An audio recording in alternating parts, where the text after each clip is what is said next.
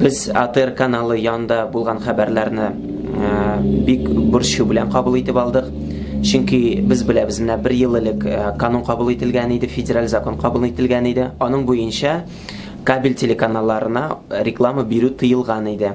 Шунда безнең дә, мәсәлән, үзебезнең татар милләтенең дә каналы бар, ул ТНВ. Аны бөтен дөньяда карыйлар.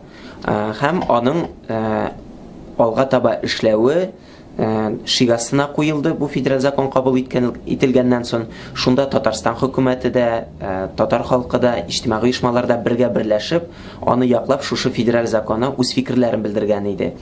Һәм инде әлбәттә менә күптән түгел генә аңа төзәтмәләр кертеп, региональ, төбәк телеканаллары алга таба да эшли алачак дип белдерелде. Бу нәрсәне күрсәтә, нәрсә турында әйтә? Безнең кебек кеше милләтләр өчен мондый телеканаллар булу бик мөһим.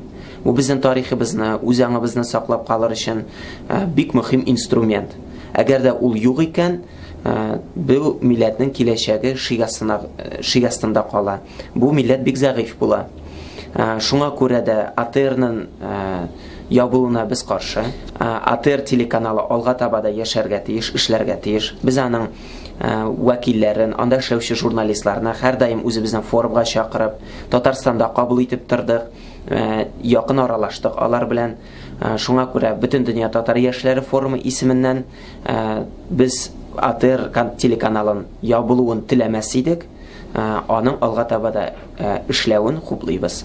Әгәр ябыла дигән карар чыкса, сез нинди дә булса чаралар күрергә әзерме? Әлбәттә, без иҗтимагый оешма буларак бу күренешкә үзебезнең фикерне белдермичә кала алмыйбыз. Без әлбәттә үз фикеребезне белдерәчәкбез. Ул шулай булган иде менә радио ешлыклары белән, мин белән Кырым ярым утравында безнең тәртип ФМда кермәкче иде ешлыкка. Ләкин бер татар телледә радиосы ешлык ала алмады Кырымда. Менә бу процесслар безне бик шикләндерә, борчуга калдыра. Шуңа күрә без читтә калмаячакбыз.